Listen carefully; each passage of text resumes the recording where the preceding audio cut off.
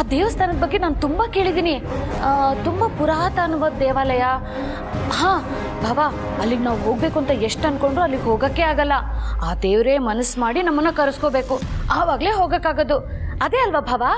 ಹೌದು, ಅದೇ ದೇವಸ್ಥಾನ. ಅದೇ ದೇವಸ್ಥಾನದಲ್ಲಿ ಗುರುಗಳು ಇವತ್ತು ಅಖಿಲಾಗಿ ಸಿಗ್ತೀನಿ ಅಂತ ಹೇಳಿರೋದು.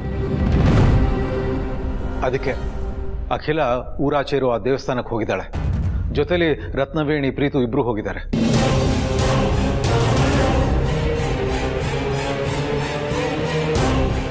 ಅಯ್ಯಯ್ಯೋ, ಮಗುನ ಆದಿತ್ಯ ಹನುಮಂತು ಬಚ್ಚಿಟ್ಟಿರೋದು ಅದೇ ದೇವಸ್ಥಾನದಲ್ಲೇ, ಅಕ್ಕ ಹೋಗಿರೋದು ಅದೇ ದೇವಸ್ಥಾನಕ್ಕೆ.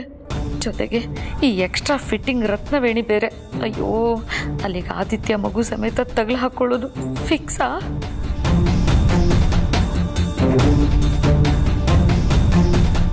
ದೇವರ ದಯದಿಂದ ಗುರುಗಳು ಇವತ್ತು ಮಗು ಸೇಫ್ ಆಗಿದೆ ಅಂತ ನುಡಿತಾರೆ. ನೀವಿಬ್ರು ಸ್ವಲ್ಪ ಸಮಾಧಾನವಾಗಿರಿ.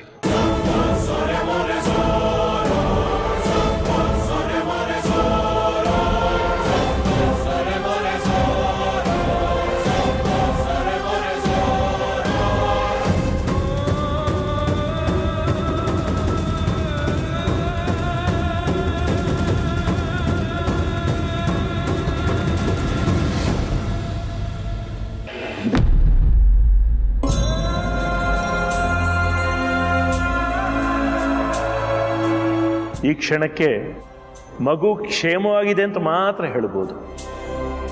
ಅಷ್ಟಕ್ಕೆ ಭಗವಂತನ ಒಪ್ಪಿಗೆ ಇರೋದು.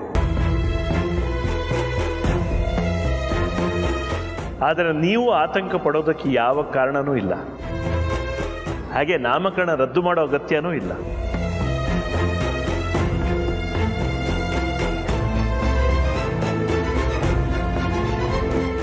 ಗುರುಗಳೇ, ಮಗು ಕ್ಷೇಮವಾಗಿದೆ ಅನ್ನೋದೇನೋ ಸರಿ, ಆದರೆ ಅದು ಎಲ್ಲಿದೆ, ಯಾವ ಸಮಯಕ್ಕೆ ನಮಗೆ ಸಿಗುತ್ತೆ ಅನ್ನೋದು ಗೊತ್ತಿಲ್ಲದೆ ನಾಮಕರಣ ಇಟ್ಕೊಳ್ಳೋದಾದ್ರೂ ಹೇಗೆ?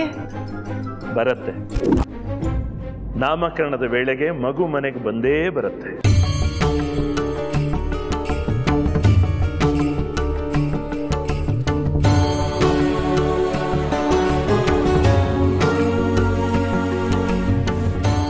ನೋಡಿತಾಯಿ, ಮಕ್ಕಳನ್ನ ದೇವರ ಸ್ವರೂಪ ಅಂತ ಹೇಳ್ತಾರೆ. ಈಗ ಭಗವಂತ ನಿಮಗೆ ಪರಿಹಾರ ಸೂಚಿಸೋದಕ್ಕೆ ತನ್ನ ಬಳಿಗೆ ಕರೆಸ್ಕೊಂಡಿದ್ದಾನೆ. ಹಾಗೆ ಮತ್ತೆ ಕರೆಸ್ಕೊಳ್ತಾನೆ ಮಗು ಇರೋ ಜಾಗಕ್ಕೆ.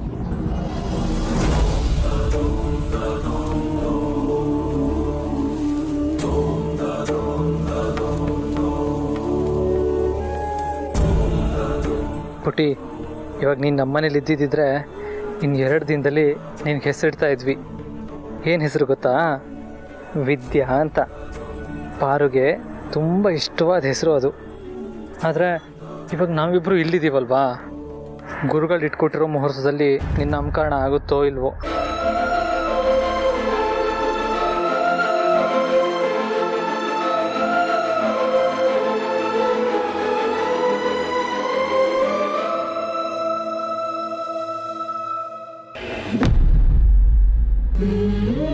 ದೇವ್ರೆ, ನನ್ನ ಇನ್ನೂ ಪರೀಕ್ಷೆ ಮಾಡಬೇಡಪ್ಪ. ನನಗೆ ತಡ್ಕೊಳ್ಳೋ ಶಕ್ತಿ ಇಲ್ಲ. ದಯವಿಟ್ಟು ನನ್ನ ಮಗುನ ಕಾಪಾಡು. ನನ್ನ ಮಗು ಸುರಕ್ಷಿತವಾಗಿದೆ ಅಂತ ನಂಬ್ಕೊಳ್ಳೋದಕ್ಕೆ ಬಲ್ಗಡೆಯಿಂದ ಹೂವೇನೋ ಕೊಟ್ಟೆ. ಆದ್ರೆ ನನ್ನ ಮನಸ್ಸಿನ ಸಮಾಧಾನಕ್ಕೆ ಅಷ್ಟು ಸಾಕಾಗ್ತಾ ಇಲ್ಲ. ಯಾಕೆ ಅಂದ್ರೆ ಕಾಣೆ ಆಗಿರೋದು ನನ್ನ ಕರುಳಿನ ಕುಡಿ. ಜನನಿಗೆ ಮಗು ಬದುಕಿರೋದ್ರ ಬಗ್ಗೆನೇ ಆತಂಕ ಆಗಿದೆ. ದಯವಿಟ್ಟು ಅವಳ ಆತಂಕನ ಸುಳ್ಳು ಮಾಡು ತಂದೆ. ಇವತ್ತು ಗುರುಗಳು ಅತ್ಯಮ್ಮನ ಮುಂದೆ ಮಗು ಸುರಕ್ಷಿತವಾಗಿದೆ, ಅದಾದಷ್ಟು ಬೇಗ ನಿಮಗೆ ಸಿಗುತ್ತೆ ಅಂತ ಹೇಳೋಗಾಗ್ಲಿ. ಗುರುಗಳು ನನ್ನ ಮಗು ಬಗ್ಗೆ ಒಳ್ಳೆದೇ ಹೇಳಿದ್ರೆ ನನ್ನ ಮಗು ಸಿಗೋವರೆಗೂ ನಾನು ಉಪವಾಸನೇ ಇರ್ತೀನಿ.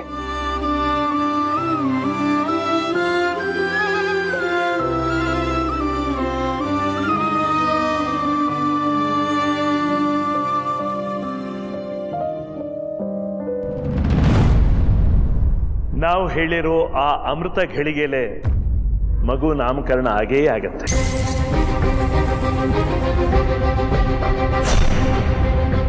ಮಗುವಿನ ತಂದೆ ತಾಯಿನೇ ಮಡಿಲಲ್ಲಿಟ್ಟು ಆ ಮಗುವಿನ ನಾಮಕರಣ ಮಾಡ್ತಾರೆ.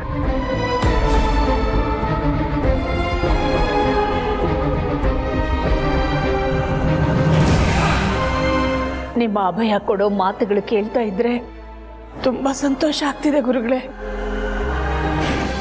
ಗುರುಗಳೇ, ನಮ್ಮ ಮೊಮ್ಮಗು ಸುರಕ್ಷಿತವಾಗಿದೆ, ನಾಮಕರಣದ ವೇಳೆಗೆ ಬರುತ್ತೆ ಅಂತ ಹೇಳಿದ್ರಲ್ಲ, ನನಗಂತೂ ಹಾಲು ಕುಡ್ದಷ್ಟು ಸಂತೋಷ ಆಯ್ತು. ಸರಿ ಗುರುಗಳೇ, ಇದೇ ಖುಷಿಯಲ್ಲಿ ನಮ್ಮ ಜನನಿ ಪ್ರೀತು ಹೆಸರಲ್ಲಿ ಒಂದು ಪೂಜೆ ಮಾಡಿಸ್ಕೊಂಡು ಹೋಗ್ತೀವಿ. ದೇವರು ಒಳ್ಳೇದು ಮಾಡಿ, ಶುಭವಾಗಲಿ.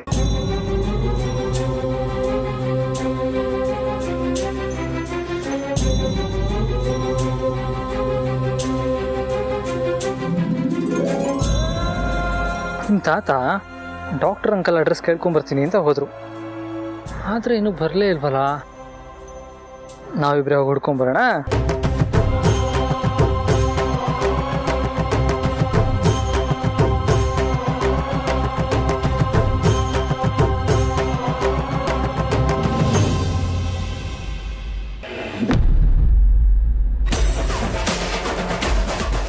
ಹಾಯ್ ಫ್ರೆಂಡ್ಸ್, ನಾನೇ ಬರ್ತೀನಿ. ಅಲ್ಲ ಫ್ರೆಂಡ್ಸ್, ನಮ್ಮ ಆದಿತ್ಯ ಅವನ ಮಗು ಬಚ್ಚಿಟ್ಕೊಳ್ಳೋಕ್ಕೆ ಸೇಫ್ ಆಗಿರೋ ಜಾಗ ಅಂದರೆ ಊರು ಹೊರಗಡೆ ಇರೋ ಆ ದೇವಸ್ಥಾನ. ಅದೇ ದೇವಸ್ಥಾನಕ್ಕೆ ಈಗ ಅಕ್ಕ ರತ್ನವೇಣಿ ಹೊರಟಿದ್ದಾರೆ. ಅಯ್ಯೋ ದೇವ್ರೇ, ನಾನು ಮನೇಲೇ ಸತ್ತು ಬಿದ್ದಿರ್ತೀನಿ. ಇಷ್ಟು ದೊಡ್ಡ ಬದಲಾವಣೆ ನನ್ನ ಗಮನಕ್ಕೆ ಬರಲೇ ಇಲ್ವಲ್ಲ ಫ್ರೆಂಡ್ಸ್. ನೀವಾದರೂ ಹೇಳಬೇಕು ತಾನೇ. ನಾನಿವಾಗ ಗುಡ್ ಮಿನಿ, ನಿಮ್ಮ ಹೆಲ್ಪ್ ನನಗೆ ತುಂಬ ಬೇಕು. ಇನ್ಮೇಲೆ ಸ್ವಲ್ಪ ಅಲರ್ಟ್ ಆಗಿರಿ ಫ್ರೆಂಡ್ಸ್, ಪ್ಲೀಸ್. ನಾನು ಈ ವಿಷಯನ ಆದಿತ್ಯನಿಗೆ ಫೋನ್ ಮಾಡಿ ಹೇಳಬೇಕು.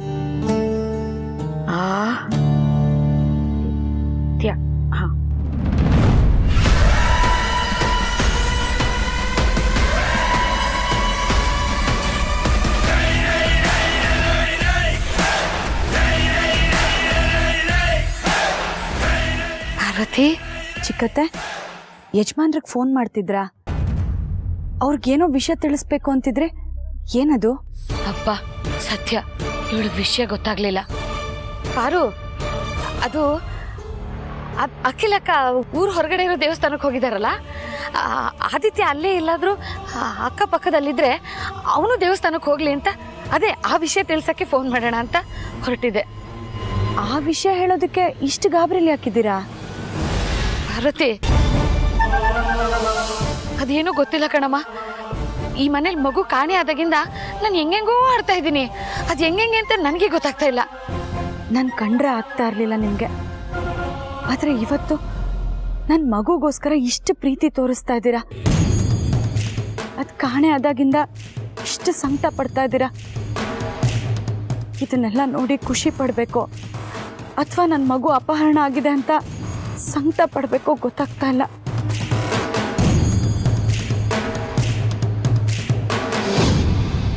ಸರಿ, ಯಜಮಾನ್ರಿಗೆ ಫೋನ್ ಮಾಡಬೇಕು ಅಂದ್ರಲ್ಲ, ಮಾಡಿ.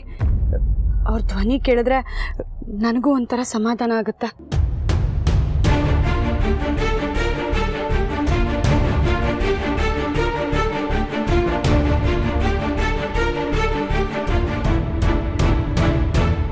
ಅಯ್ಯೋ ದೇವ್ರೆ, ಇದೊಳ್ಳೆ ಅಡ್ಡ ಕತ್ರಿಗೆ ಸಿಕ್ಕಾಕೊಂಡ್ಬಿಟ್ನಲ್ಲ ಶಿವನೇ. ಈಗ ಆದಿ ಫೋನ್ ರಿಸೀವ್ ಮಾಡ್ತಿದ್ದ ಹಾಗೆ ಮಗು ಜೊತೆಗಿರೋ ಉತ್ಸಾಹದಲ್ಲಿ ಮಗು ಬಗ್ಗೆನೇ ಮಾತಾಡ್ಬಿಟ್ರೆ ಏನ್ ಮಾಡೋದು? ಅಥವಾ ಪಾರ್ವತಿ ಮಗಳು ಫೋನ್ ಮಾಡೋ ಟೈಮಲ್ಲೇ ನಗೋದು ಅಳೋದು ಮಾಡ್ಬಿಟ್ರೆ? ಅಯ್ಯೋ ದೇವ್ರೆ, ನಾನು ಎಲ್ಲಿ ಹೋಗಿ ಸಾಯ್ಲಿ? ಅಲ್ಲಿ ನೋಡಿದ್ರೆ ಇವಳ ಗಂಡ ಅಪ್ಪ ಮಗುನ ಇವಳ ಹತ್ರ ಸೇರಿಸ್ಬೇಕು ಅಂತ ತಿಪ್ಪುರ್ಲಾಗ ಹಾಕ್ತಿದ್ದಾರೆ. ಇಲ್ಲಿ ಈ ಪಾರ್ವತಿ ಅವಳ ಪಾಲಿಗೆ ಅವಳೇ ವಿಲನ್ ಆಗ್ತಿದ್ದ.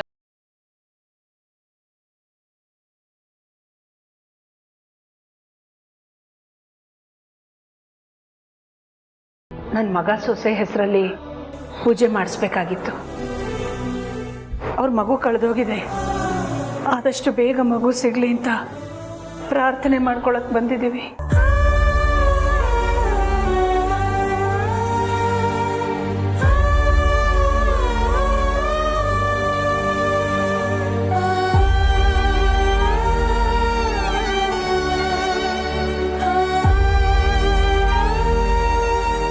ದೇವ್ರೆ, ನನ್ನ ಮಗು ಎಲ್ಲೇ ಇದ್ರೂ ಸುರಕ್ಷಿತವಾಗಿರಲಿ. ಆದಷ್ಟು ಬೇಗ ನನ್ನ ಕೈ ಸೇರೋ ಥರ ಮಾಡಪ್ಪ.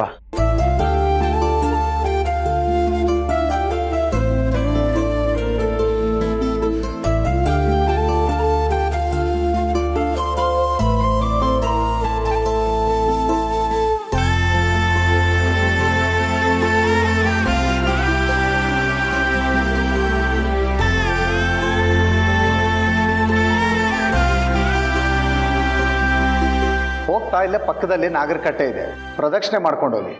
ಯಾಕೆ ಅಂದರೆ ಮಕ್ಕಳಿಗೆ ಸಂಬಂಧಪಟ್ಟ ಏನೇ ಸಮಸ್ಯೆ ಇದ್ರೂ ಆ ತಾಯಿ ಬಗೆಹರಿಸ್ತಾಳೆ, ನಿಮ್ಗೆ ಒಳ್ಳೇದಾಗತ್ತೆ.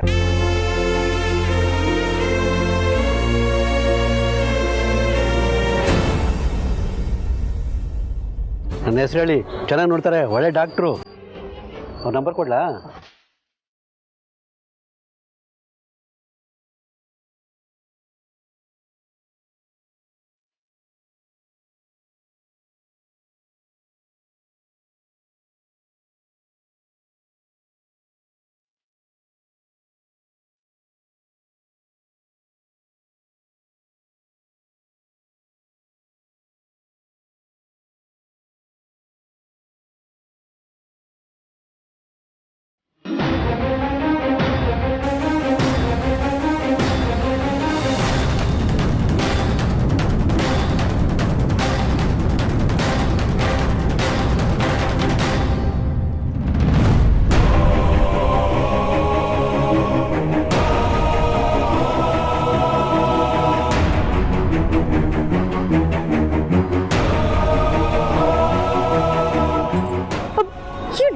ಇಲ್ಲೇನು ಕೆಲಸ? ಮಗುನ ಹುಡ್ಕಕ್ಕೇನಾದ್ರೂ ಬಂದಿರ್ಬೋದಾ? ಮೊದಲೇ ನನಗೆ ಇವನ್ ಬಗ್ಗೆ ಇವನ್ ಮಗಳ ಬಗ್ಗೆ ನಂಬಿಕೆನೇ ಇಲ್ಲ. ಯಾವುದಕ್ಕೂ ಒಂದು ಮಾತು ಅದಕ್ಕೆ ಕಿವಿಗೆ ಹಾಕ್ಬಿಡ್ತೀನಿ. ಏನಾದರೂ ಗೋಲ್ಮಾಲ್ ಇದ್ರೆ ತಗ್ಲಾಕೊಳ್ಳಿ, ಮಾಡ್ತೀನಿ ಇರು. ಅದಕ್ಕೆ ಏನ್ ರತ್ನವೇಣಿ? ಈಗ ನಾನು ಹನುಮಂತ ಅವ್ರನ್ನ ನೋಡಿದೆ. ಸಾರ್ತಿನಾ? ಎಲ್ಲಿ? ಅಲ್ಲಿ. ಅದಕ್ಕೆ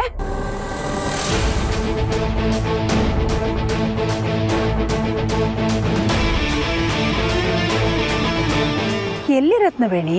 ಅಲ್ಲೇ ನಿಂತಿದ್ರು. ಅದಕ್ಕೆ ನಾನು ಆಗ್ಲೇ ನೋಡಿದೆ. ನನ್ನ ಜೊತೆಗೆ ಬನ್ನಿ ಬನ್ನಿ. ಅದಕ್ಕೆ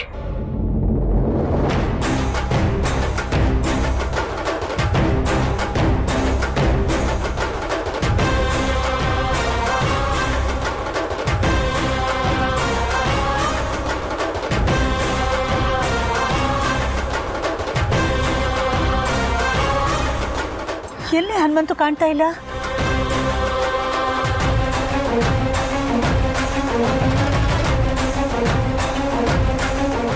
ಅದಕ್ಕೆ ಇಲ್ಲೇ ನಿಂತ್ಕೊಂಡು ಯಾರ ಜೊತೆ ಮಾತಾಡ್ತಾ ಇದ್ರು. ಅದಕ್ಕೆ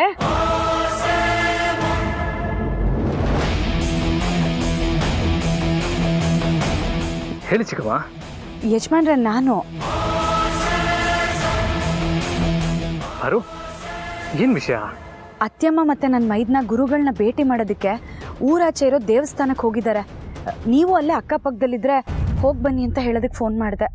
ಊರಾಚೆ ಇರೋ ದೇವಸ್ಥಾನ ಅಂದ್ರೆ? ಶಿವನ್ ದೇವಸ್ಥಾನ ಯಜಮಾನ್ರೆ.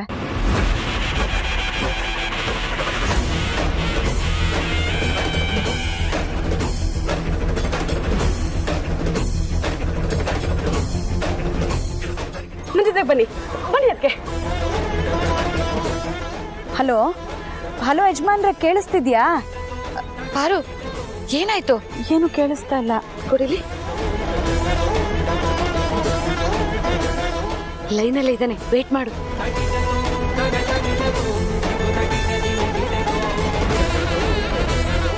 ಯಾರನ್ನೂ ನೋಡ್ಕೊಂಡು ಹನುಮಂತು ಅಂದ್ಕೊಂಡಿದ್ದೀರಾ ಅಷ್ಟೇ.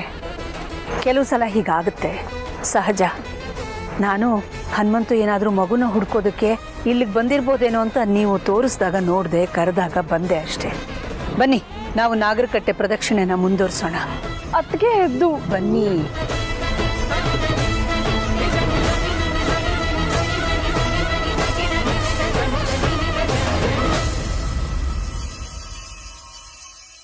ಹಲೋ ಅರು, ಇಲ್ಲಿ ಸ್ವಲ್ಪ ನೆಟ್ವರ್ಕ್ ಸರಿ ಇಲ್ಲ. ಹಾಂ ಹಾಂ, ನೀ ಹೇಳಿದೆಲ್ಲ ನನಗೆ ಕೇಳಿಸ್ತು. ಅಮ್ಮ ಮತ್ತು ಪ್ರೀತು ಅಂದರೆ ಊರಿನ ಆಚೆ ಇರೋ ದೇವಸ್ಥಾನಕ್ಕೆ ಹೋಗಿದ್ದಾರೆ. ಅವ್ರನ್ನ ಮೀಟ್ ಮಾಡಿ ಅಂತ ಹೇಳ್ತಾ ಇದ್ದಲ್ವಾ? ಅರು, ಆ್ಯಕ್ಚುಲಿ ನಾನು ಅಮ್ಮನ ಮೀಟ್ ಮಾಡೋದಕ್ಕಾಗಲ್ಲ, ಯಾಕೆಂದರೆ ಅವ್ರು ಹೋಗಿರೋ ಜಾಗಕ್ಕಿಂತ ನಾನು ತುಂಬ ದೂರ ಇದ್ದೀನಿ. ಹೌದಾ, ಸರಿ ಬಿಡಿ. ಪಾಪ ದೂರ ಇದ್ದರೆ ನೀವಾದರೂ ಏನು ಮಾಡೋದಕ್ಕಾಗತ್ತೆ. ಹಾಂ ಸರಿ ಪರು, ನಾನು ಸ್ವಲ್ಪ ಬಿಸಿ ಇದ್ದೀನಿ, ಮತ್ತೆ ಕಾಲ್ ಮಾಡ್ತೀನಿ. ಸರಿ ಯಜಮಾನ್ರೆ.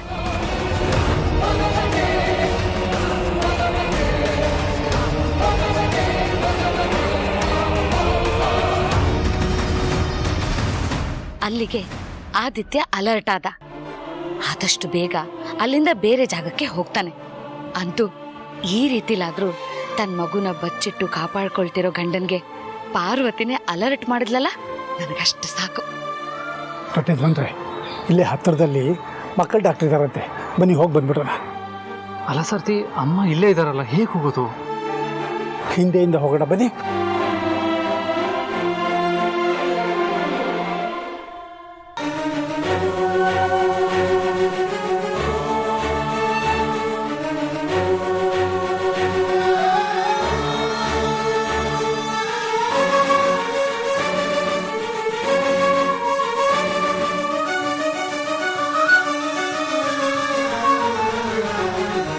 ಪಾರ್ವತಿ, ಇಲ್ಲಿ ಯಾಕೆ ನಿಂತಿದ್ಯಮ್ಮ?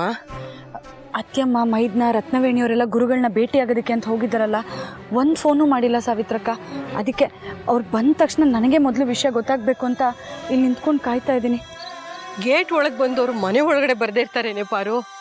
ಬಾ, ಒಳಗೆ ಹೋಗೋಣ ಬಾ. ಈಗಲೂ ಆ ಮಗುನ ಹೆತ್ತಿರೋದು ಜನನಿ ಅಮ್ಮವ್ರೆ ಅಂತ ಎಲ್ಲರೂ ತಿಳ್ಕೊಂಡಿರೋದು. ಮಗು ಬಗ್ಗೆ ಏನಾರ ಗೊತ್ತಾದ್ರೆ ಅವ್ರಿಗೆ ಫೋನ್ ಮಾಡಿ ತಿಳಿಸ್ತಾರಲ್ವಾ. ಈಗ ಅಖಿಲಮ್ಮವ್ರು ಬರೋವರೆಗೂ ಇಲ್ಲೇ ನಿಂತಿರ್ತೀಯಾ, ಇಲ್ಲ ಒಳಗೆ ಬಂದು ಜನನಿ ಅಮ್ಮವ್ರು ಬರೋ ಫೋನ್ನ ಕೇಳಿಸ್ಕೊತೀಯಾ? ಹೌದಲ್ವಾ? ಫೋನ್ ಬರ್ತಿದ್ದ ಹಾಗೆ ಗುರುಗಳು ಹೇಳಿದ್ದನ್ನ ನಾನು ತಿಳ್ಕೊಬೋದು. ಸರಿ, ನಡಿ ಹೋಗೋಣ.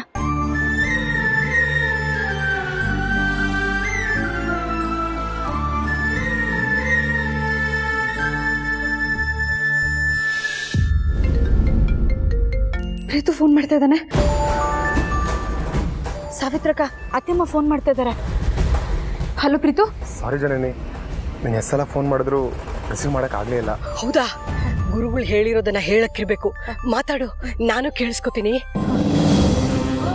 ಹಲೋ ಅತ್ಯಮ್ಮ. ಅಯ್ಯೋ ಅದೆಲ್ಲ ಬಿಡು, ಗುರುಗಳು ಏನಂದ್ರು?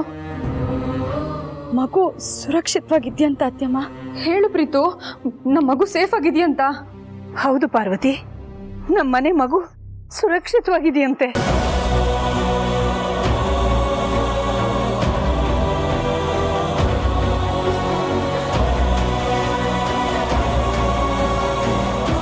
ನಾಮಕರಣದ ವೇಳೆಗೆ ಮಗು ಸೇಫ್ ಆಗಿ ನಮ್ಮ ಕೈ ಸೇರುತ್ತೆ ಅಂತ ಹೇಳಿದ್ರು.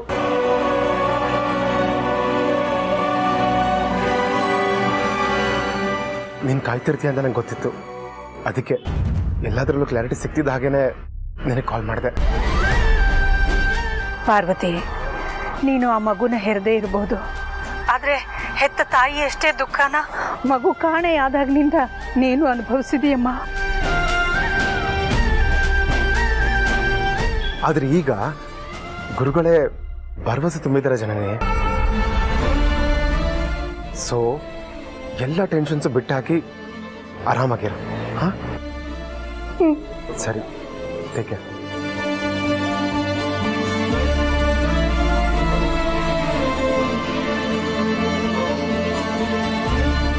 ನಮ್ಮ ಮನೆ ಮಗು ಸಿಕ್ಕೇ ಸಿಗುತ್ತೆ ಅಂತ, ಅದು ನಾಮಕರಣದ ವೇಳೆಗೆ.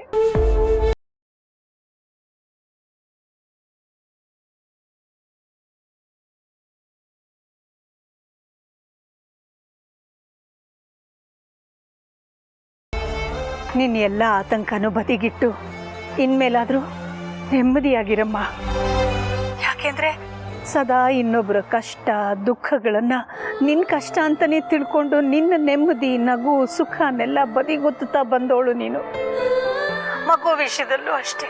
ಮಗು ಕಾಣೆಯಾದಾಗ್ನಿಂದ ನೀನು ನೆಮ್ಮದಿಯಾಗಿ ನಿದ್ದೆನೂ ಮಾಡಿಲ್ಲ ಅಂತ ನನಗೆ ಗೊತ್ತಮ್ಮ. ಅದಕ್ಕೆ ಈಗ ಸಿಹಿ ಸುದ್ದಿ ಸಿಕ್ಕಿದೆಯಲ್ಲ, ಇವತ್ತಿಂದ ನೆಮ್ಮದಿಯಾಗಿ ನಿದ್ದೆ ಮಾಡು ಕಂದ. ಸರಿ ಅತ್ಯಮ್ಮ.